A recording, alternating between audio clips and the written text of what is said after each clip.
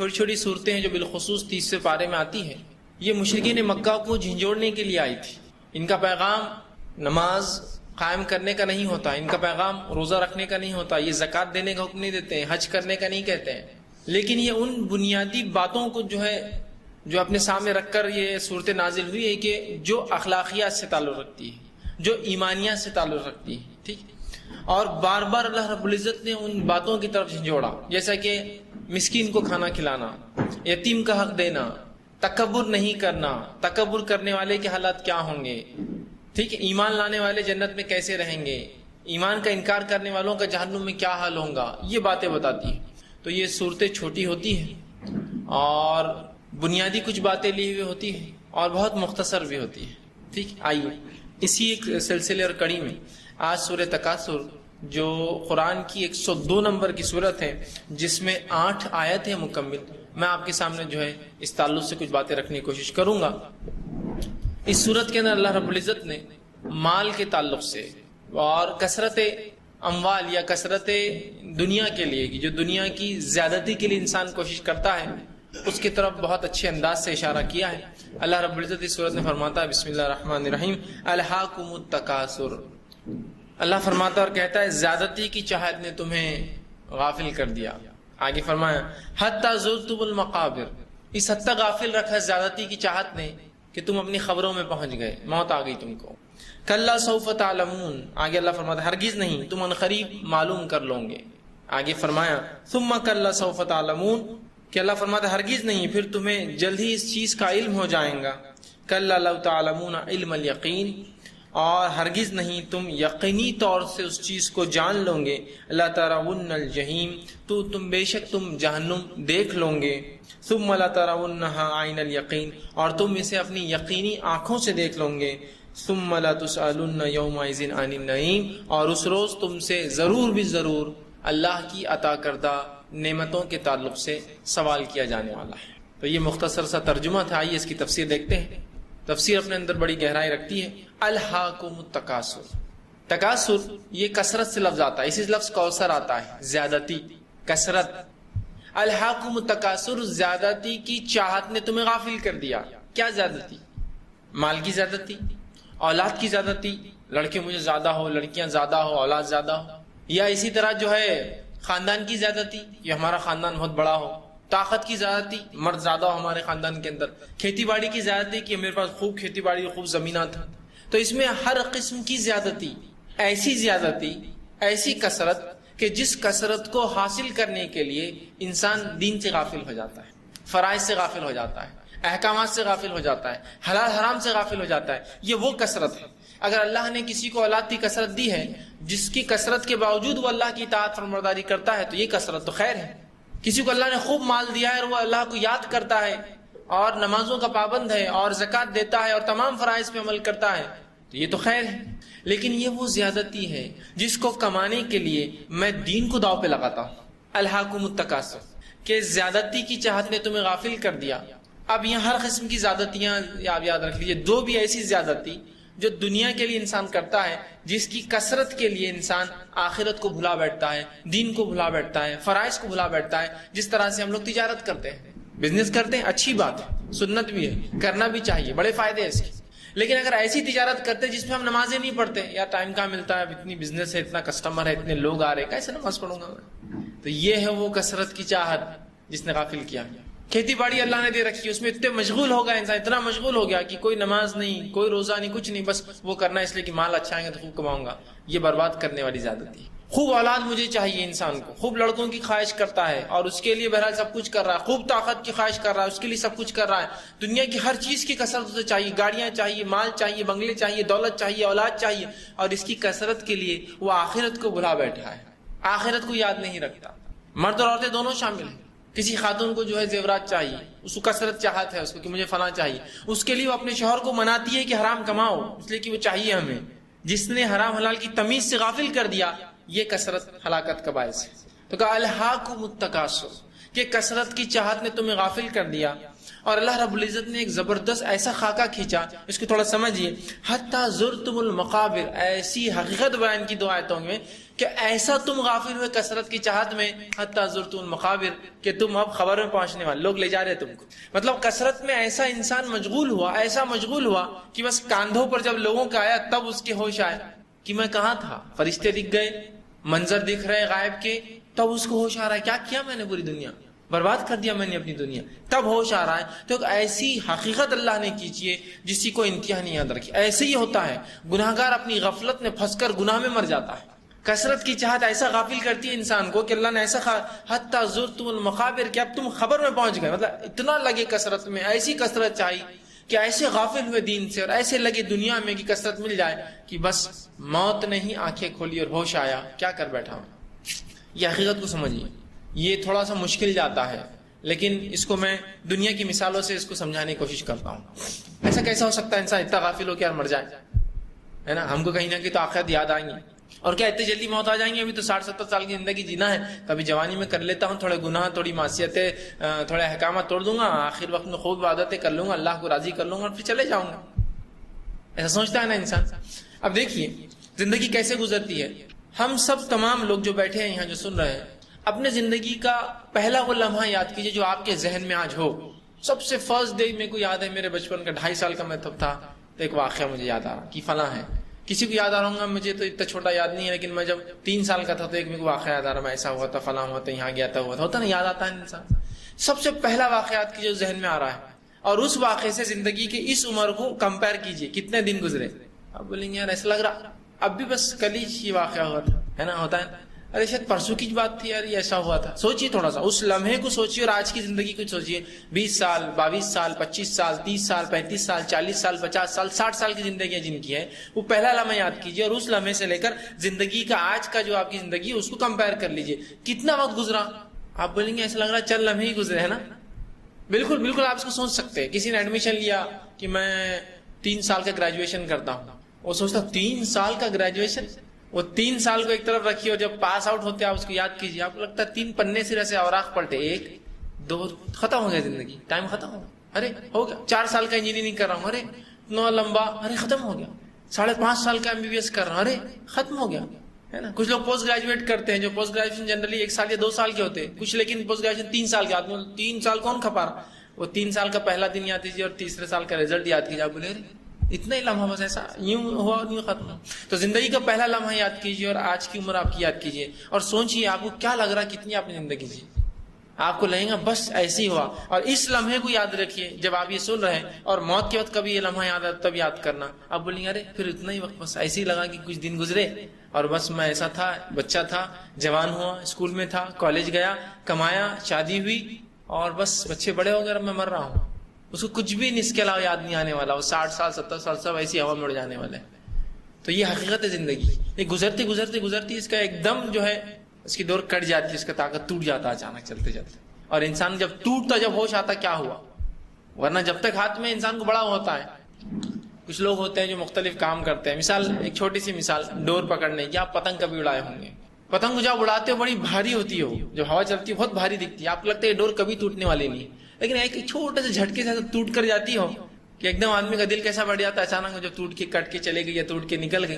بس ویسے ہی زندگی ایسے ہی چلتے رہیں گے اور اچانک جھٹکا دیں گی اور ختم معاملہ۔ پچھتانے والا پچھتاتے رہیں گا، ادھر لے لینا تھا، ادھر کرنا تھا، چھپا لینا تھا، اس کو آنے نہیں دینا تھا، یہ کرنا تھا، سب خیالات ایسے ہی رہ جائیں گے، وہ چیز ہاتھ سے نکل کر چلے جائیں گے۔ بس یہ ہونے والا، اتنا ہی آسان ہے زندگی کا ختم ہونا۔ تو الہاکم التکاثر، کثرت کی چاہت نے تمہیں غافل کر دیا، حتی زرتم المقابر، اس حد تک غافل کیا کہ تم اپنے مقبرے کو پہنچ گئے، خبر میں پہنچ گئے، لوگ اٹھا کے لے جا رہے تھے۔ مطلب جب انسان شریعت اور دین کو بالائے طاق رکھ دیتا ہے، ایزی لو کیا کرنا ہے، ہوا تو ٹھیک، نہیں ہوا تو چلتا ہے، دیکھیں گے آخری عمر میں عمل کریں گے، بہت زندگی باقی ہے، ہوتا ہے نا، خواتین بھی اس چیز کو بڑا بڑھ چڑھ کر بولتی ہے، بہت زیادہ بولتی ہے، بلکہ مردوں سے زیادہ یہ الفاظ استعمال کرتا ہے۔ ایک نوجوان ہے گھر کا، اس نے داڑھی رکھ لیا، ارے ابھی تو جوان ہے تم، ابھی شادی وادی ہونے کی بات رکھنا، ارے ابھی تو نوکری بھی نہیں لگی تم کو، ابھی فلاں کی بات کرنا۔ کوئی دوسری خاتون آ گئی جس کی آستینیں بڑی لمبی ہے، اسکارف اوڑی ہوئی ہے، اس کا جسم کچھ دکھتا نہیں ہے، صرف ہتھیلیاں، یہ کیا بڈھے چالے لگا کے رکھے، جوان ہے ابھی تو تم، ہوتا ہے نا ایسا بولتے ہیں۔ تو اصل حقیقت کو نہیں سمجھ رہے ہو، کیا جوانی میں موت نہیں آتی؟ بڑھاپے میں موت آتی؟ کیا اللہ رب العزت نے ایکسکیوز دی جوانی کے اندر؟ میں بول سکتا ہوں اللہ نہیں ہو سکا جوانی تھا، ٹھیک ہے جوانی تو میں نے معاف کی تھی تم لوگ، چل جاؤ جلدی. بلکہ حدیث میں تو یہ بات ہے کہ اللہ رب العزت 5 سوالات ایسے ہیں جس کا جواب جب تک انسان نہیں دیں گا اللہ کے سامنے سے اس کے قدم نہیں ہٹیں گے، بلکہ جم جائیں گے، پتھر کی طرح وہ ہو جائیں گے نیچے فرش سے اپنے. اس میں سے 2 سوال بڑے عجیب ہیں. ایک بڑا عجیب ہے، 2 نہیں. ایک ہے عمر کہاں لگائی؟ یہ بات تو سمجھ میں آ رہی عمر کہاں لگائی، لیکن ایک سوال بڑا عجیب ہے، جوانی کہاں لگائی؟ حالانکہ عمر میں جوانی شامل ہے. میری جوانی میری عمر کا حصہ ہے، الگ تھوڑی ہوتا جوانی جی یا پھر بڑھاپا جینا، نہیں، ایک ہی ہے. لیکن جوانی کی اہمیت اتنی زیادہ ہے کہ اسپیشل کوشچن پوچھا جا رہا ہے اس کے لیے، جوانی کہاں لگائی؟ تو شریعت کو مطلوب تو جوانی ہے، بڑھاپا نہیں ہے. لیکن یقیناً میں یہ نہیں کہنا چاہ رہا ہوں کہ بوڑھوں کی کوئی ویلیو نہیں اسلام میں. میں یہ کہنا چاہ رہا ہوں کہ جو پرائم ہے، جو اصل ہے، شریعت جو چاہتی ہے وہ جوانی ہے. اور نبی اکرم صلی اللہ علیہ وسلم فرماتے ہیں اگر کوئی شخص 60 سال جی لے تو اللہ پر اب کوئی حجت نہیں ہے، اس شخص کی کوئی حجت نہیں، کچھ نہیں بول سکتا، اس لیے کہ اللہ نے اس کو پوری زندگی دے دی. اللہ کے رسول کیا فرما رہا ہے کہ کوئی شخص اگر 60 سال جی لے تو اللہ کی حجت نہیں ہے اس پر اب وہ کچھ اللہ کو بول نہیں سکتا اللہ ایسا نہیں ہوا ویسا نہیں ہوا، ختم، دے دیا اس کو سب کچھ اللہ نے. تو شریعت چاہتی ہے جوانی، ینگ ایج چاہتی ہے. یہی جوانی کے تعلق سے ہم لوگ بولتے ہیں ابھی کیا ہے، ابھی تو بعد میں کرنا. شریعت تو چاہتی تو یہی ہے، وہ کہاں چاہتی ہے شریعت؟ یقیناً بوڑھوں کے اپنا مقام ہے، اپنی عزت ہے، اپنا مرتبہ ہے. اللہ رب العزت کو شرم آتی ہے کہ کوئی بوڑھا انسان اس سے دعا کرے اور اس کو رد کرے، اس کا اپنا مقام ہے. لیکن مطلوب کیا ہے؟ جوانی. اور ظاہر سے جو جوانی میں جو عبادت گزار رہا تھا، بڑھاپا تو عبادت میں ہوں گا ہی اس کا. لیکن اگر جوانی گنوا دی اور بڑھاپے میں بڑے دیندار بن گئے تو وہ مطلوب نہیں ہے. یہ بات یاد رکھیں، اصل جو چیز تھی وہ جوانی تھی. جو ہم سب کا ایک ذہن بنا ہوا ہے اس دنیا میں رہ کر، جوانی تو کمانے کے لیے، جوانی تو عیش کے لیے، جوانی تو کھیل کود کے لیے، جوانی تو فلاں کے لیے، جوانی تو موج مستی کے لیے ہے نا. تو ایک بات یاد رکھیں، اگر واقع میں عیش کرنا ہے، عیش عربی لفظ ہے، اس کا معنی ہوتا ہے جو دل چاہے، جو دل چاہے. جیسے اللہ نے قرآن میں کہا عیشۃ الراضیہ، جو دل چاہیں گا وہ دیا جائے گا جنت میں عیش. تو اگر عیش واقع میں عیش کی زندگی گزارنا چاہتے تو عیش دنیا میں نہیں ہوتا، یاد رکھیے. عیش صرف اور صرف جو ہے آخرت میں ہوتا ہے، یاد رکھیے. یہ صرف آخرت میں ہو سکتا ہے عیش، یاد رکھ، دنیا میں نہیں انسان عیش حاصل کر سکتا ہے. اگر واقع میں عیش کرنا ہے، موج مستی کرنا ہے، زندگی واقع میں جینا ہے اور اپنی جوانی پہ دوسروں کو رشک والا بنانا ہے تو وہ جنت میں ہونے والا ہے. وہاں جوان بھی رہیں گے، سب رشک بھی کریں گے ہماری جوانی پر. واقع میں جو جنت میں جائیں گے سب لوگ رشک کریں گے اس پر کہ واقع میں جنت پالی اس نے. تو عیش وہاں ہو سکتی ہے، دنیا میں یاد رکھیے عیش نہیں ہو سکتی. دنیا جگہ ہی نہیں ہے عیش کی، ہے نا. کیا واقع میں دنیا آپ کو لگتا جگہ ہے عیش کی؟ نہیں ہے. اس لیے کہ اگر میں چاہ رہا ہوں کہ مجھے عیش کرنا ہے، دنیا جینا ہے، چلو کیا عیش کرتے بولو، کہاں جانا ہے تم کو، میں بھیجتا ہوں. آپ بولیں مجھے جو ہے آپ پورا امریکہ گھما دیجئے، گلف گھما دیجئے، بروج العرب میں بکنگ کر دیجئے، امریکہ میں جو فلاں ہوٹل میں کر دیجئے. ٹھیک ہے، کتنے دن رہوں گے بولو؟ اورنگاباد آنا ہی ہے واپس. حقیقت پہ تو آنا ہی ہے نہیں. 10 دن کیا، 20 دن کیا، 30 دن کیا، 40 دن کیا، خوب عیش کیا، پھر کیا آ گئے اورنگاباد آ گئے. تو جب رب کے پاس واپس جانا ہی ہے تو اس کو خوش کر کے جاؤ نا. تھوڑے دن ناراض کر کے کیا لگتا ہے اس کو راضی کر سکوں گی بعد میں، یا راضی ہوں گا ہم سے؟ تو اصل عیش تو جنت میں ہے جہاں میں صرف سوچ رہا ہوں اور چیز حاضر ہو جا رہی ہے. اس حد تک کہ جنت کے اندر میوے جو ہوں گے، نعمتیں جو ہوں گی پھلوں کی شکل میں جھاڑوں پر، انسان صرف سوچیں گا تو اس کی ٹہنی نیچے آ جائیں گی. جتنا کھانا ہے کھا لے، چھوڑ دے، پھر جا کے لگ جائیں گے واپس. جو ریئل سینس میں، حقیقت میں عیش صرف جنت میں ہو سکتی ہے، دنیا میں نہیں ہوتی. دنیا کی چیز بھی اتنے لائق نہیں ہوتی کہ اس سے عیش کیا جائے. عیش آپ سمجھ رہے پھل خریدنا، خوب کھاؤں گا، عیش ہے نعمتیں. 3-4 دن نہیں کھائے تو سڑ جاتی ہے. کیا کیا عیش؟ عیش تو وہ ہوں گی کہ نعمتیں ایسی ہو جس کو زوالی نہ آئے، کبھی خرابی نہ ہو. تو اصل عیش وہاں ہے. تو جوانی اصل ہے، یاد رکھیں جوانی مطلوب ہے. تو اللہ نے فرمایا الہاکم التکاثر، کہ کثرت کی چاہت نے تم کو غافل کر دیا. حتی زرتم المقابر، اس حد تک کہ تم جو ہے خبروں میں جا پہنچے.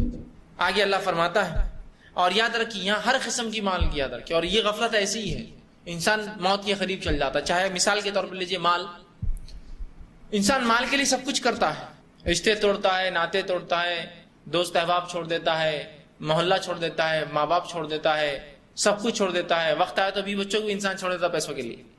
اصل مال ہے اس کی چاہت، اس کی کثرت، یہ بڑھتا جائے بڑھتا جائے بڑھتا جائے بڑھتا جائے. اور اسی چاہت میں رہتا ہے کہ یہ 1000 کے 2000 ہو جائے، 2000 کے 3000 ہو جائے، 3000 کے 4 ہو جائے، لاکھ کے 2 لاکھ ہو جائے، کروڑ کے 2 کروڑ ہو جائے، 10 کروڑ کے 20 کروڑ ہو جائے. اور اسی زندگی میں وہ رہتا ہے، اپنے رب کو بھلا دیتا ہے. اس میں غافل ہو جاتا ہے، حرام حلال کی تمیز بھلا دیتا ہے، اور اچانک پھر اس کو موت آ جاتی ہے، اور لوگ اس کو جب قبرستان لے جاتے ہوتے تب اس کو ہوش آتا ہے کہاں تھا میں، کیا کر رہا تھا میں۔ ایسا ہوتا ہے نا، لوگ جوان ہوتے ہیں، جوانی میں انسان کو موت کم یاد آتی ہے، لیکن جوان لوگ بھی مر جاتے ہیں اچانک، جوانی میں بھی انسان کو موت آ جاتی ہے، فوراً انسان جو مر جاتا ہے۔ تو یاد رکھیے، اس چیز کو سمجھیے کہ کثرت کمانا، زیادتی ہونا چیزوں میں خراب نہیں ہے، شریعت اس کو برا نہیں سمجھتی ہے، لیکن وہ کثرت چاہت جو انسان کو غفلت میں ڈال دیتے، جو انسان کو غافل کر دیتے دین اور شریعت سے اور فرائض سے، احکامات سے، واجبات سے، تو بہرحال یہ جو غفلت، یہ زیادتی غلط ہے۔ تو کہا الہاکم التکاثر، زیادتی کی چاہت نے تمہیں غافل کر دیا، حتی زرتم المقابر، اس حد تک غافل کیا کہ تم اپنی خبروں میں قبرستان پہنچ گئے، لوگ لے کر انسان کو جا رہے، جب جاتے ہیں تو برا انسان پھر لوگوں سے کہتا ہے، مانو مردہ کہتا ہے، ہم سن نہیں سکتے، جو برا ہوتا ہے کہتا ہے کہاں لے جا رہے ہو، اس لیے کہ جو فرشتے اس کی روح قبض کرنے آئے تھے اتنے ہولناک ہوتے ہیں کہ اس کو معلوم اب اندر کیا حال ہونے والا ہے، تو چلاتا ہے زور زور سے کہ کہاں لے جا رہے، اٹھا کر مجھے واپس چھوڑ دو، جاؤں گا، اس لیے کہ بہت برا حالت ہوں گی خبر میں، بہت بری حالت ہوں گی آخرت میں۔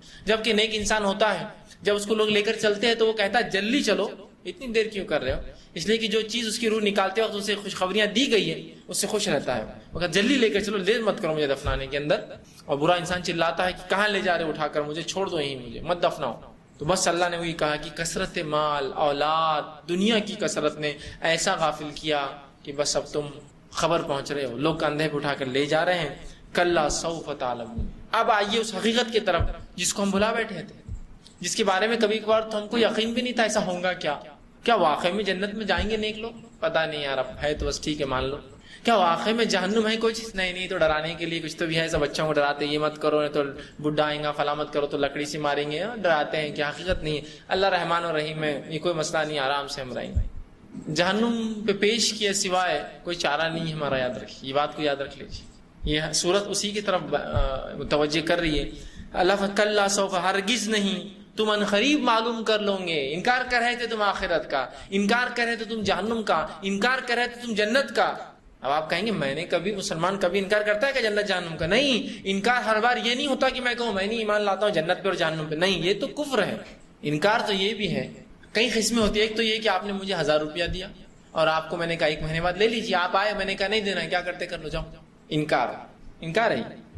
دوسرا انکار کیسا ہوتا مانو، آپ میرے پاس فیصلے میرے 1000 روپے، بھاگ کر کہاں جا رہا ہوں، دے دوں گا نا، لے لینا، کل آ جاؤ، پھر آپ کل آ رہے فیصلے بہت لیٹ ہو رہا، کل دے دیجیے، کہاں مر کے جا رہے ہیں یار، اپن یہیں رہنے والا ہے، گھر یہیں پرماننٹ، اپن ریسیڈنٹ یہاں کے، 30 سال سے دادا باپ دادا یہیں رہ رہے، کہاں جائیں گے یار، دینا تو ہے، لے جانا کل آ کر۔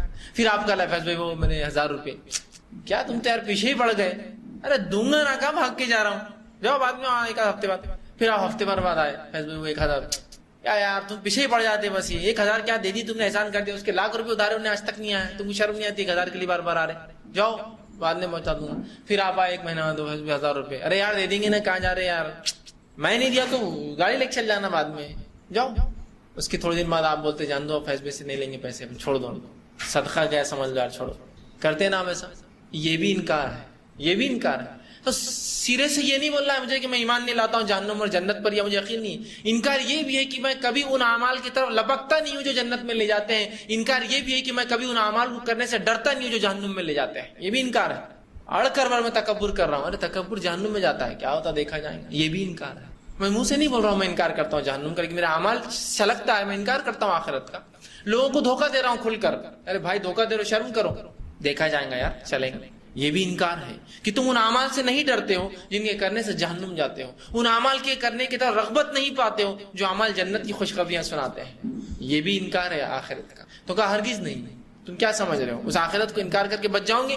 یقیناً تمہیں ضرور معلوم ہو جائے گا، تمہیں معلوم ہونے والی وہ چیزیں جن کو تم بآسانی انکار کر رہے تھے، دیکھا جائے گا، چلیں گا، ہوں گا، سمجھیں گے، کریں گا، چلتا ہے، جن چیزوں کو بہت معمولی ہم سمجھ رہے تھے اس دنیا میں کرنا، جن گناہوں کو اور جن نیکیوں کو چھوڑنا معمولی سمجھ رہے تھے، وہ دونوں چیزیں اب کوفت دیں گی، اس لیے کہ فرشتے آتے ہی پورے معاملات کھل جائیں گے۔ اس لیے کہ جب ایک انسان نیک ہوتا ہے، اس کی موت کا وقت قریب ہوتا ہے، تو اسے خوشنما چہرے والے فرشتے آتے ہیں، خوبصورت، جن کو دیکھ کر اس کو فرحت ملتی ہے، راحت ملتی ہے، وہ انجوائے کرتا ہے، خوش ہوتا ہے، اور آ کر سب سے پہلے اس کو بشارت دیتے ہیں، ڈرنا نہیں، خوف نہیں، تمہارے لیے جنت کا مقام، بس وہ مقام دیکھیے، بولتا اب نکال لو میری روح کو باہر، اب ضرورت نہیں اندر رہنے کی جسم۔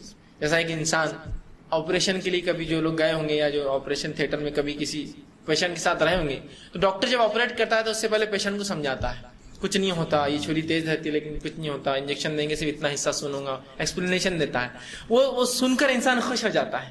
ورنہ کیا ہوتا ہے آپریشن کے دوران اعضاء نکل رہی وہ دیکھ کر پورا مر جائیں گا. اس لیے کہ پورا بے ہوش نہیں کرتے آج کل، ایک پارٹ صرف سن کرتے، نیچے کا آپریشن خالی نیچے کرتے، آدمی ہوش میں دیکھتے رہتا کیا چل رہا پورا ہوتا ہے نا. لیکن تسلی ضروری ہے، ورنہ وہ تو ہارٹ اٹیک سے مر جائیں گے. کیا ہو رہا میرے ساتھ؟ تسلی دی جائے ایسا کچھ بھی نہیں ہے، آرام سے لیٹیے، کچھ نہیں ہوتا، اتنی تکلیف ہوں گی، فلاں ہوں گی، انجیکشن ایسا دیں گے، 10 منٹ ایسا رہیں گا، 5 منٹ میں یہ کروں گا، ایسا آپریٹ کروں گا. یہ طریقہ ہے، یاد رکھیں. اسی طرح جب روح نکالنے والے فرشتے آتے ہیں تو نیکوکار کو خوشخبریاں سنانا شروع کر دیتے ہیں، بہت اچھا ہونے والا تمہارے ساتھ، تمہارے لیے تو وہ مقام تیار ہے، نکل جاؤ جلدی جسم سے. تو روح خوش ہو کے نکلتی ہے. لیکن جیسے ہی انسان بدکار ہوتا ہے، دنیا میں پھنسا ہوا تھا، شکنجوں میں جکڑا ہوا تھا، گناہ اور معصیت میں تھا، شریعت کو ترک کیا، فرائض چھوڑتا تھا، حرام حلال کی کوئی تمیز نہیں تھی، اس کو آتے ہی وہی شروع کر دیتے رہا ٹھکانہ جہنم کی وہ آگ ہے، تو فلاں جائے گا. تو یہ گھبراتا ہے اور اس کی روح اندر کی طرف بھاگتی ہے، نکلنا نہیں چاہتی ہے. تو اللہ فرما رہا ہے ہرگز نہیں، تم ان قریب معلوم کر لو گے. شیورلی تم کو معلوم ہونے والی یہ چیز، یقینی طور سے یہ چیز تمہارے سامنے آنے والی. وہ کیا؟ جس چیز کو ہم بلا بیٹھے تھے، آخرت. جس چیز کا ہمارے دل میں کوئی ڈر نہیں تھا، آخرت. جو جنت اور جہنم کے تعلق سے ہماری کوئی سوچ و سمجھ بھی نہیں تھی، بس دیکھا جائے گا یہ جنت کیا ہے جہنم کیا ہے. تو اللہ ہرگز نہیں، تم معلوم کر لو گے، تمہیں یقیناً معلوم ہو جائے گا. لیکن جس دنیا میں ہم جیتے ہیں نا، یہاں لگتا نہیں کہ ہم کبھی مریں گے. حالات تو ایسے ہی ہوتے ہیں ہمارے. کسی کو لگ رہا ہے مریں گے نہیں. کوئی بھی ایسا کام دن میں ایسا ہوتا ہے جس کو کرتے وقت ہم کو یہ یاد آتا ہو کہ یار مرنے کے بعد کیا ہوں گا، اس پہ اثر. کوئی بھی کام نہیں ایسا. کرو جی کچھ نہیں ہوتا، ابھی تو تمہاری عمر ہے، جوان ہے، فلاں ہے، ایسا ہے ویسا ہے، دنیا میں سب کر رہے، چلتا حرام ہوتا تو سب کیوں کرتے تھے، اکثریت کری تو کرتے رہنا. وہ جائیں گے تو اپن بھی جہنم میں جائیں گے نا، پہلے تو وہ جائیں گے نا اپنے سے. یہ سوچ کر ہم تمام اعمال کر رہے ہیں. انہوں کرتے تو اپن بھی کرو. بھائی سود حرام ہے نہیں، انہوں لیتے تو اپن بھی لو. بھائی زنا حرام، انہوں کرتے تو اپن بھی کرو. بھائی شراب حرام ہے، ارے فیشن ہے بھائی، چلتا کرنا پڑتا ہے، یہ سب مارکیٹ میں رہنا تو یہ سب چلانا پڑتا. یہ سب چیزوں کو ہم اس طرح سے لیتے ہیں. تو اللہ ہرگز نہیں، تم یقیناً جان لو گے. پھر فرمایا ثم کلا سوف تعلمون، ہرگز نہیں پھر تمہیں جلد علم ہو جائے گا. دیکھیے بار بار ایک ہی الفاظ دہرائے جا رہے ہیں، ہرگز نہیں تم یقیناً قریب جان لو گے. دوسرے اس میں کہا ثم کلا سوف تعلمون، ہرگز نہیں پھر تمہیں جلد اس چیز کا علم ہو جائے. کس چیز کا؟ وہی آخرت کا. اس کا انکار کر رہے تھے، بہت جلدی آنے والی ہے، بہت جلدی. اور یاد رکھیے ایک انسان جو مر جاتا ہے اس کی آخرت وہیں سے شروع ہوتی ہے. جو قیامت جس پر آئیں گی موت اس شخص کے لیے قیامت ہے جو قیامت سے پہلے مر رہا ہے. تو میری موت میرے لیے قیامت اور میری آخرت ہے. ٹھیک، وہ ایک الگ بات ہے، جن لوگوں پہ قیامت آئیں گی وہ الگ مسئلہ ہے. لیکن میری موت میری قیامت اور میری آخرت شروع ہو گئی ہے نا. تو یہاں ہم آخرت کا انکار کر رہے تھے اور سوچ رہے تھے کتنا لمبا وقفہ ہے ابھی دنیا میں جینے کا، کیا ابھی سے سوچنے کا یہ تمام چیزیں. اور ہمیں شعور بھی نہیں تھا، نہ بچپن میں ہم کو شعور دیا گیا. شریعت یہ چاہتی ہے کہ انسان بالغ ہونے سے پہلے اس کو شریعت کا شعور دیا جائے، حرام حلال کی تمیز سکھائی جائے. وہ کیسے؟ نبی اکرم صلی اللہ علیہ وسلم فرماتے ہیں جب بچے 7 سال کے ہو جائے تو ان کو نماز کی تاکید کرو. کیوں؟ اس لیے کہ بالغ نہیں ہوا، لیکن جب بالغ ہوں گا کیا اسی دن سے تاکید کریں گے آپ؟ تب تو فرض ہو گیا نا اس پر. بات سمجھ رہے ہیں؟ تب تو فرض ہو گیا. اور 10 سال کے ہو جائے تو بالغ ہو جاتا آدمی، تو اگر نماز نہ پڑھے تو ضرب لگاؤ، مارو ان کو.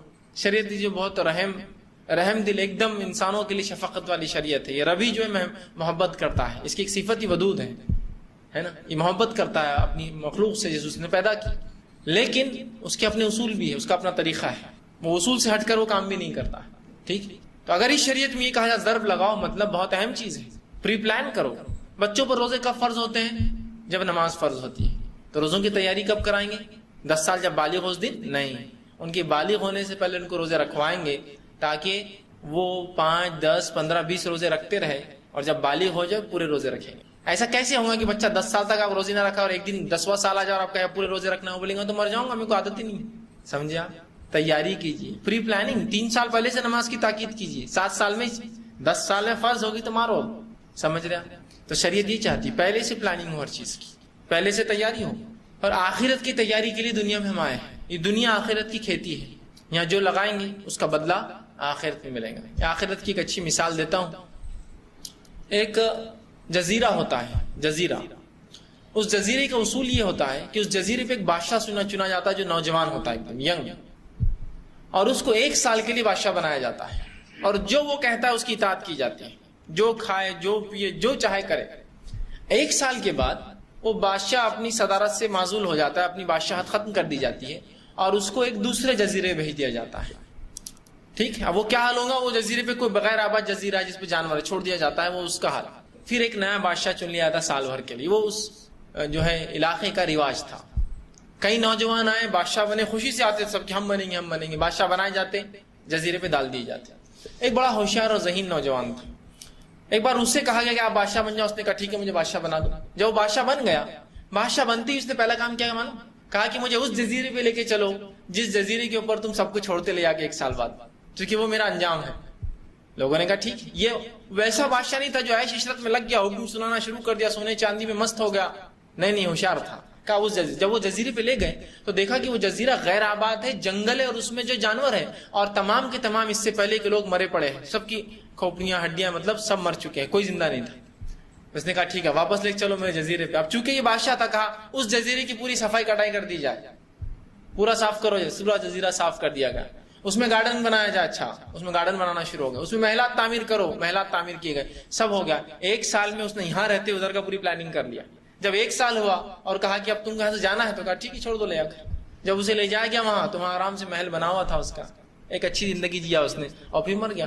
جبکہ پچھلے بیوقوف کیا کر رہے تھے لوگ؟ جوانی کے جوش میں بادشاہ تو بن جا رہے، سال بھر جا کے برے حالات ہو رہے. تو ویسے ہی ہمارا معاملہ ہونا چاہیے کہ یہاں رہتے ہوئے اس دنیا میں وہاں کا محل تیار شروع ہو جانا چاہیے. یہ دنیا میں رہتے ادھر کی پلاننگ. ابھی ہم کیا کر، یہ دنیا میں رہتے ہو یہاں کی عیش کر لے رہے سال بھر کی، جو کرنا ہے کر لو. لیکن اس کے بعد کی لمبی زندگی جو دوسرے دنیا میں ہے، وہ دنیا کی تیاری کیا ہوں گی؟ وہاں وہ جزیرے کا حال ہوگا جو پہلے لوگوں کا ہوا، جو بیوقوف تھے، جنہوں نے اس دنیا میں رہتے، اس جزیرے پہ رہتے، اس جزیرے کی تیاری نہیں کی. تو اسی طرح اگر مجھے جنت چاہیے تو یہ جنت کی کھیتی دنیا ہے، یہاں رہتے بھی وہاں کی صفائی، یہ وہ اور وہ فلاں محلات، یہ وہ سب تیار کرنا ہے نا. جو مسجد بنائے تو اللہ کے لیے، اللہ جنت میں اس کے لیے محل بنائے گا تو ابھی سے محل کی تیاری ہے. جو فلاں کام کرے اس کے لیے فلاں ہوتا ہے، ابھی سے اس کی تیاری. جو فلاں ذکر کرے اس کے لیے کیا ہوتا ہے.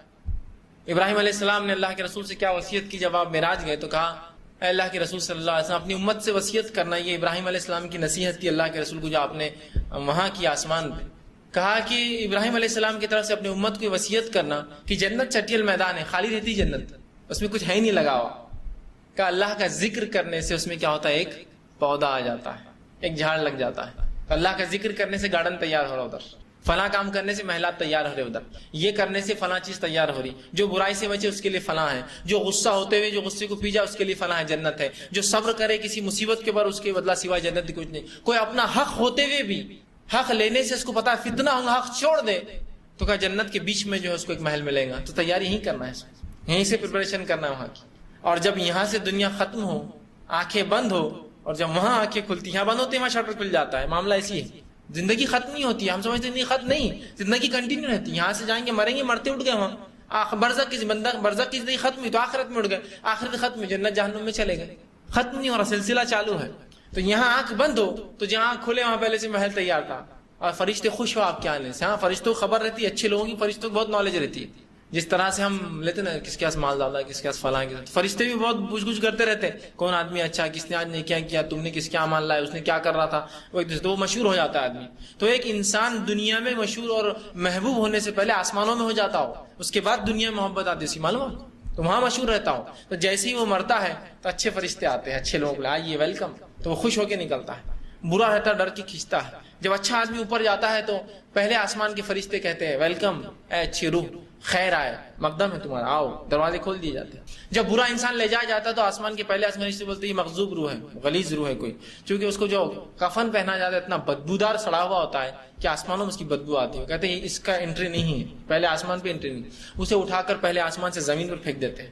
فرشتے کہتے ہیں پھینک دو اس کو، نہیں چاہیے یہ ہمیں، اوپر پھینک دیا جاتا ہے. تو پتہ چل گیا، اللہ فرما رہا ہے ثم کلا سوف تعلمون، ہرگز نہیں پھر تمہیں جلد علم ہو جائے گا. تو یہ وقت بہت کم ہے موت کا اور زندگی کا، ایسا بالکل جھٹکے سے اتنا ہوگا کہ سمجھ میں نہیں آئے کوئی انسان کب مر گیا. ہوتا ہے نا، خبر آ گئی فلاں آدمی مر گیا، اور کہیں بھی مر جاتا آدمی، ایکسیڈنٹ میں مر گیا. جوان بوڑھی کی کوئی شرط ہے کیا؟ نہیں. کبھی انسان گھر کے اندر جو ہے بوڑھے سے بوڑھے لوگ زندہ ہوتے ہیں اور جوان تقریباً مر جاتے ہیں. ایسے واقعات ہوتے ہیں، ایکسیڈنٹ سے مر گئے، کچھ بھی حالات ہو گئے، زلزلے آ گئے، اموات بہرحال عام بات ہے. دادا زندہ اور پوتوں کے انتقال ہو جاتے ہیں، بچوں کے انتقال ہو جاتے ہیں باپ کے سامنے، ہوتا ہے ایسے. تو ہم نہیں جانتے تو کہا تم یقیناً معلوم کر لو گے، تمہیں جلد علم ہو جائے گا. آئیے آگے فرمایا کلا لو تعلمون علم الیقین. آپ دیکھیے کیا فرمایا، ہرگز نہیں اگر تم یقینی طور پر جان لو گے. 3 بار ایک ہی الفاظ کو دہرایا جا رہا ہے، صرف اس لیے کہ اہمیت جتا دے تمہیں کیا ہے، بہت زیادہ سنگین چیز ہے، اس لیے 3 بار تاکید آ رہی ہے۔ عربی زبان میں اور عربوں کا طریقہ تھا، جب کسی چیز کی اہمیت کو ہیمر کرنا ہوتا تھا، بالکل اس کے ذہن میں ڈالنا ہے، تو اس کو 3 بار دہراتے تھے۔ جیسے کہ اللہ کے سبحانہ، وہ مومن نہیں، وہ مومن نہیں، وہ مومن نہیں، بہت اہم ہے۔ اللہ کے رسول کون؟ بتائیے جلدی، اس لیے کہ 3 بار بولنا مطلب ختم۔ عربی زبان کے اعتبار سے، عربوں کے اعتبار سے بہت اشد امپورٹنٹ چیز بتائی جا رہی ہے، 3 بار بولا جا رہا ہے، وہ مومن نہیں، وہ مومن نہیں، وہ مومن نہیں۔ کون؟ اب بتائیے کون مومن نہیں؟ جس کا پڑوسی بھوکا اور وہ سو جائے، جس کا فلاں ایسا اور وہ فلاں، تو وہ بتا دیا گیا، ایمفسائز، اہمیت۔ یہاں بھی اللہ رب 3 بار بتا رہا ہے اہمیت، یقیناً تم جان لو گے، یقیناً تمہیں اس چیز کا علم ہو جائے گا۔ اور تیسرا فرمایا، ہرگز نہیں اگر تم یقینی طور پر جان لو، ہرگز نہیں اگر تم یقینی طور پر جان لو، مطلب جان لو اس چیز کو، یقینی طور پر جان لو، ورنہ نہیں جانو گے تو یہ چیز یقینی طور پر آنے والی ہے۔ ان قریب مطلب بہت نزدیک ہے، ہم کو لگ رہا ہے موت بہت دور ہے، زندگی وہ ہے، قیامت بہت دور ہے، آخرت بہت دور، نہیں، ان قریب بہت نزدیک آتی ہے۔ یہ آدمی کی آنکھ بند ہوئی اور قیامت شروع ہو گئی، اس کی قیامت تو تبھی ہے نا، اس کی آخرت شروع ہو، ہرگز نہیں۔ اس انتظار میں مت بیٹھو کہ اگلا جمعہ، اگلا رمضان، اگلے سال سے، اگلی تنخواہ سے، اگلے بار سے، نہیں، پتہ نہیں ان قریب تم مر جاؤ، یہ سوچنے سے پہلے کہ کچھ کروں ختم ہو جاؤ۔ تو توبہ کا طریقہ یہ ہے کہ پہلے دل میں نادم ہو کر عمل کرے، خالی دل میں نادم ہونے سے کام نہیں ہوتا۔ یار بہت صحیح بات ہے، تم غلط بول رہے، شراب کی کمپنی میں کام نہیں کرنا، اور وہیں پڑا ہوا ہے وہ دن رات، نہیں تم صحیح بول رہے، آپ غلط، آپ کہاں کام کرتے، میں فلاں کمپنی، ارے وہ مجھے معلوم ہے حرام ہے، نہیں کرنا چاہیے، بہت غلط ہے یہ، لیکن پھر وہیں اڑا ہوا ہے۔ تو تائب توبہ ہونے کے لیے پہلے دل میں نادم ہو کے عمل شروع کر دیجئے، فوراً اس کے خلاف کام، مطلب وہ کام چھوڑنے کی کوشش کیجیے۔ تو کہا تم یقیناً جان لو گے۔ آگے اللہ رب العزت نے فرمایا اور کہا اللہ ترون الجحیم، تو بے شک تم جہنم کو دیکھ لو گے۔ یہ تھی وہ حقیقت جس کے بارے میں اتنا بیان کیا جا رہا۔ جہنم ایک ایسی زبردست حقیقت ہے کہ قرآن پاک کے اندر، قرآن مجید کے اندر جنت سے زیادہ تذکرہ جہنم کا آیا ہے، صرف اس کی اہمیت بتانے کے لیے۔ اور یہ اتنی بڑی حقیقت ہے، اتنی بڑی حقیقت ہے، اتنی بڑی حقیقت ہے، نہ صرف اس کے حق ہونے میں لفظی اعتبار سے، بلکہ یہ فزیکل سینس میں بھی اتنی بڑی حقیقت ہے کہ نبی اکرم صلی اللہ علیہ وسلم فرماتے ہیں مقام محشر میں جہنم لائی جائیں گی، مقام محشر میں جہنم لائی جائیں گی بتانے کے لیے، جس کے 70,000 شعبے ہیں، 70,000 گناہ لوگ کریں گے، جو گناہوں کے اعتبار سے ان کے ڈپارٹمنٹس الگ الگ ہوں گے، ہر گنہگار کی سزا الگ ہے، 70,000 شعبے ہوں گے، اور ہر شعبہ اتنا بڑا ہے، اتنا بڑا ہے کہ 70,000 فرشتے ایک شعبے کھینچ کے لائیں گے۔ 70,000 کو 70,000 ضرب دیجئے، یہ ہوتا ہے 4,90,00,000 فرشتے صرف جنت جہنم کو کھینچ کر لائیں گے۔ ایک فرشتے کی طاقت یہ ہے کہ اگر ایک پر ہلا دے تو پوری کائنات کو سمیٹ لیتا ہے ایک جھٹکے میں۔ ایک فرشتے کی طاقت یہ، اندازہ لگائیے کیا طاقت ہے اس کی۔ ایک پر مار دے، جبرائیل علیہ السلام کو 600 پر ہے یا اس سے زائد پر ہے، پر ہوتے ہیں ان کو، فرشتوں کو، تو ایک پر مار دے جبرائیل، رسول اللہ فرماتے پوری کائنات لپیٹ لیں گے اندر۔ تو اس کائنات کو ایک پر اس کا کھینچ سکتا ہے فرشتے کا، کافی ہے اس کے، اتنا بڑا ہوتا ہے۔ تو اندازہ لگائیے 70,000 ایک ایک شعبے کو کھینچ رہے ہیں۔ اس کی حقیقت دیکھیے، جنت کے بارے میں نہیں آیا کتنے لوگ لائیں گے، کیسے لائیں گے، صرف اتنا تک سجا رہے، فرشتے بنا رہے، جنت سج رہی ہے، فنا ہو رہی ہے۔ لیکن جہنم میں اس کی حقیقت ہے جس کی پوری تفصیلات دی گئی کہ 70,000 شعبے، 70,000 ہر شعبے کو 70,000 فرشتے کھینچ رہے ہیں، مطلب 4,90,00,000 فرشتے جن کی ایک ایک کی طاقت ایسی ہے کہ کائنات کو سمیٹ سکتے ہیں۔ تو یہ جہنم کتنی بڑی حقیقت ہے، اور ہر شخص جہنم پہ سے گزرنے والا، معلومات۔ اسی لیے انبیاء علیہ السلام بھی روز قیامت ڈر رہے ہوں گے، کانپ رہے ہوں گے، گھبرا رہے ہوں گے، خوف کھا رہے ہوں گے، اور ایسی چیزوں پہ بھی ڈر رہے ہوں گے جو واقعتاً میں جھوٹ اور غلطی نہیں کہلاتی ہے، لیکن ڈر رہے ہوں گے کہیں اس کی وجہ سے پکڑنا ہو، کہیں اس کی وجہ سے پکڑنا، کہیں اس کے لیے آج میرا رب مجھے پکڑنا لے، تو بس ہر چیز کے لیے ڈر رہے ہوں گے۔ کوئی آدمی سوچتا ہے اتنا انبیاء علیہ السلام کیسے ڈریں گے؟ تو میں آپ سے سوال کرتا ہوں، پڑھنے والا بچہ رزلٹ سے زیادہ ڈرتا ہے، جو نہیں پڑھتا ہے وہ زیادہ ڈرتا ہے؟ ہر پڑھنے والا بچہ رزلٹ ڈرتا ہے، کیا ہوتا ہے کہ مارکس کہاں کم ہو جاتے، کہ کہاں ایک نمبر کٹتا ہے، کہاں ہے نا۔ جو فیل ہونے والا بولتا ہے جو ہوں گا دیکھا جائے گا، اللہ مالک ہے، چلتے رہو، ہے نا، ہوتا ہے نا۔ اندازہ لگا اس سے انبیاء علیہ السلام نے ہر ممکن کام کیے، نیکی کے، اب وہ ڈر رہے کہ اللہ ایک چیز سے ناراض ہو کے ختم نہ کر دے اس کو، اسی لیے ان کا خوف عام لوگوں سے زیادہ ہے۔ اس لیے نہیں کہ ان کے اعمال کم ہیں، اس لیے کہ وہ بہت ہائی رینکرس ہیں، وہ نہیں چاہ رہے کہ ذرہ برابر کمی ہمارے پرسنٹیج اور رینک میں، ہم سب خوف کھا رہے ہیں، ڈر رہے ہیں کہ یہ نہ ہوگا، وہ نہ ہو، اس پہ پکڑنا ہو جائے، اس پہ نہ ہو جائے۔ نوح علیہ السلام ڈر رہے ہیں کہ میں نے بدوا دی اپنی قوم کو، اللہ پکڑنا لے، کیوں دی بدوا؟ حالانکہ اللہ نے قبول کی نا، قبول کی مطلب وہ جائز تھی، حرام چیز کی دعا تو اللہ قبول ہی نہیں کرتا، پھر بھی ڈر رہے کہیں یہ پکڑ کی وجہ نہ بن جائے میری، کی کیا ہوا۔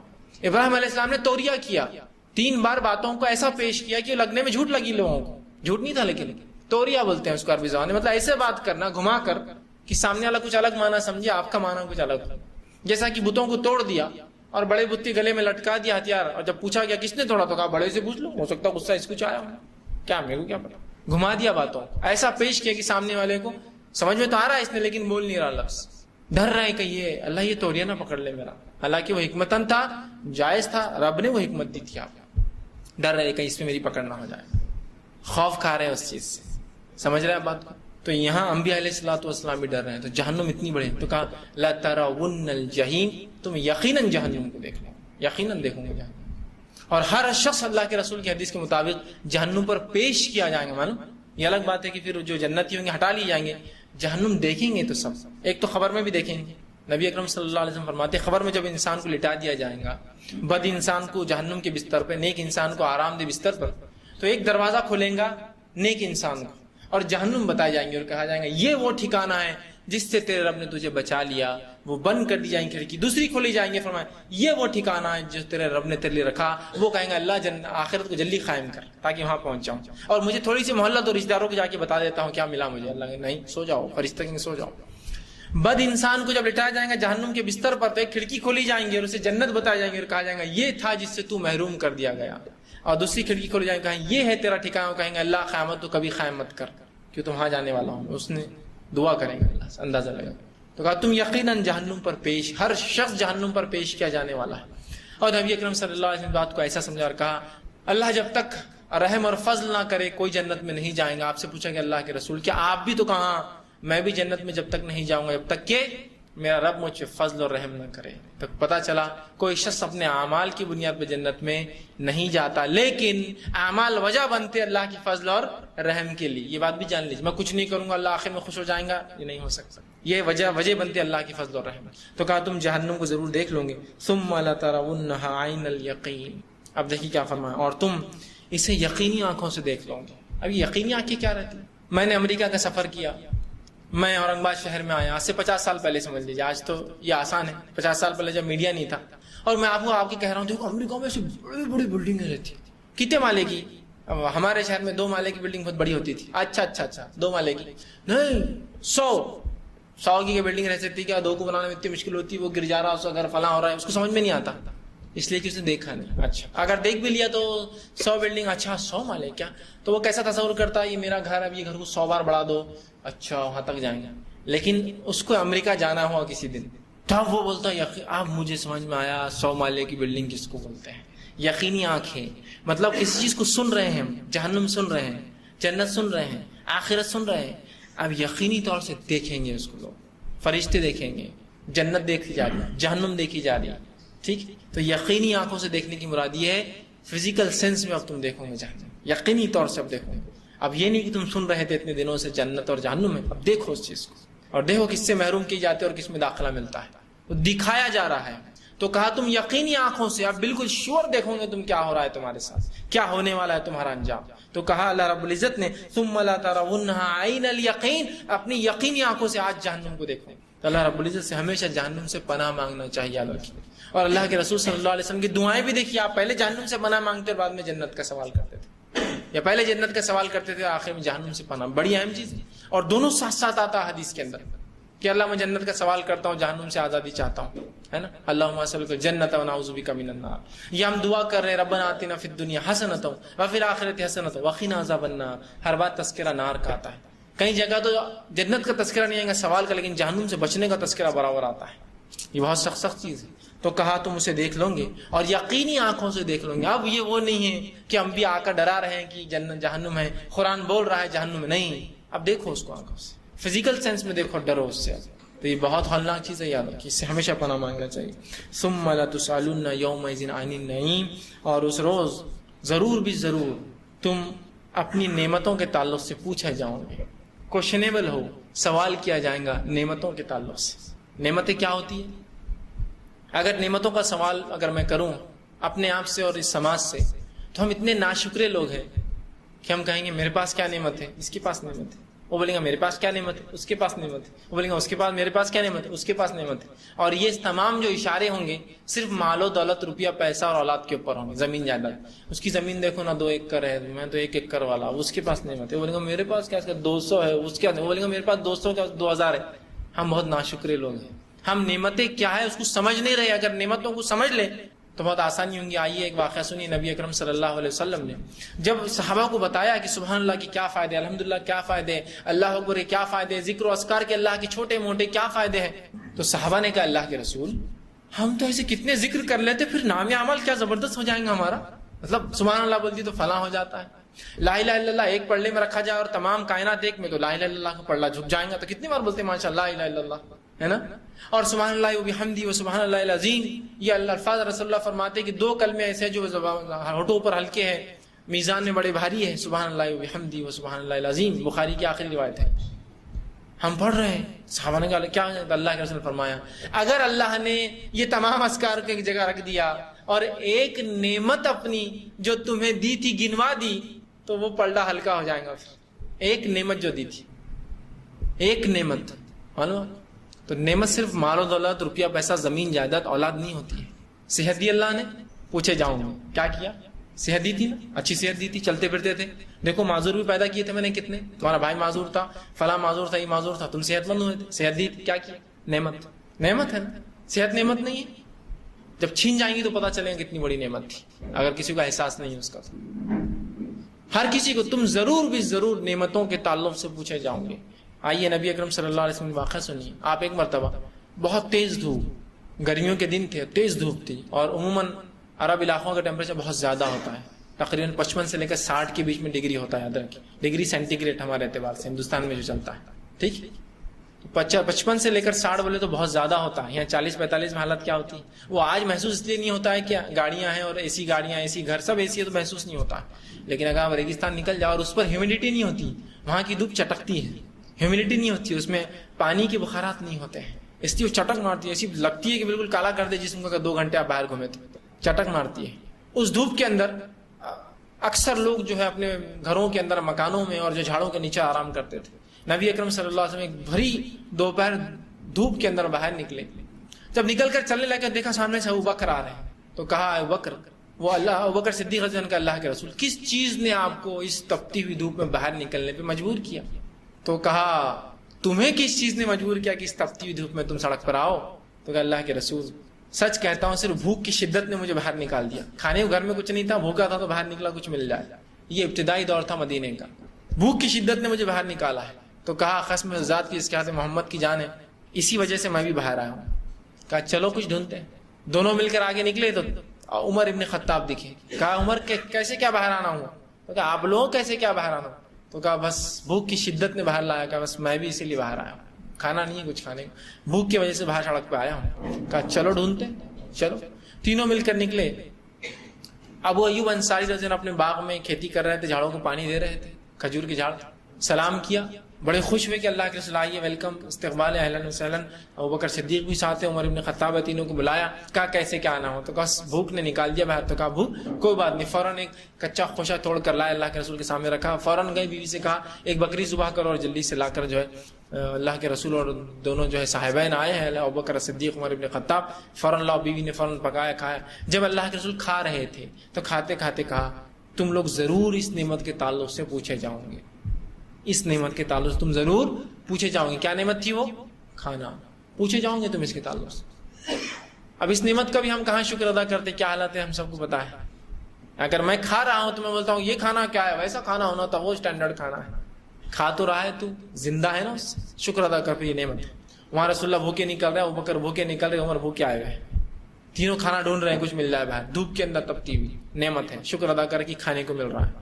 نعمت ہے اللہ کی، اس پہ شکر ادا کرے اللہ کا کہ یہ نعمت اللہ نے دی ہے، بس کھائے جو ہے بس اچھا ہے. یہ نعمت اللہ نے، اللہ کے یہ پوچھے جاؤں گا. اس نعمت کے ساتھ کیا سلوک ہے ہمارا بتانے کی ضرورت نہیں مجھے. ایسے کئی گھرانے اس میں کھانا پھینکا جاتا ہے، سڑ رہا ہے. اتنی توفیق نہیں ہوتی اس امت کے مسلمانوں کو کہ کم از کم سڑنے سے پہلے بھوکوں تک پہنچا دو. کھانا بچ جاتا ہوتا ہے، گھر ہے، کسی غریب کو دے دو، بھوکے کو پہنچا دو.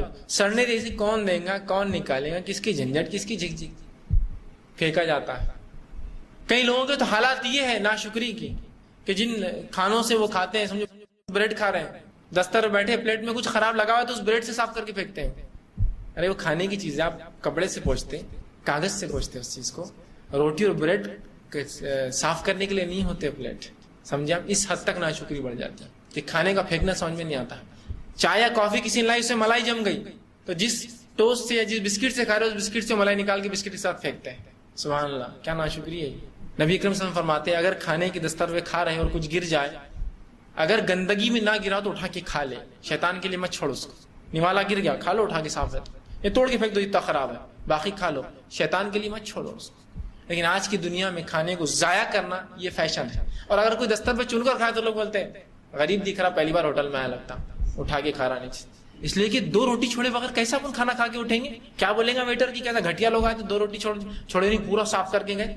سالن آدھا چھوڑنا ضروری ہے، ورنہ اس کے بغیر میرا اسٹیٹس کیسا معلوم ہوگا کہ میں کون ہوں اور کون آیا تھا اس ہوٹل میں کھانے کے لیے.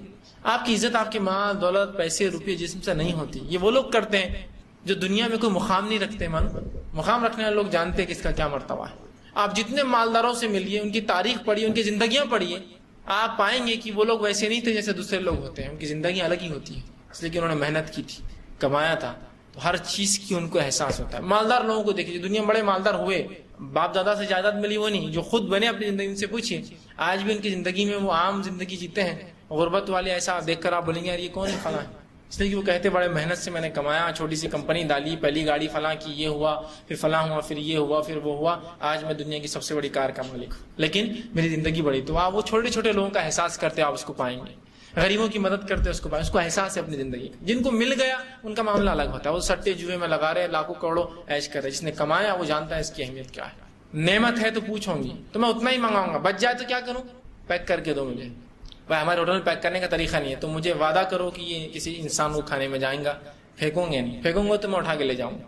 پرومس دیتا ہے تو ٹھیک، نہیں تو اٹھا کے لائیے، اٹھا کر کھائیے. کوئی غلط نہیں ہے.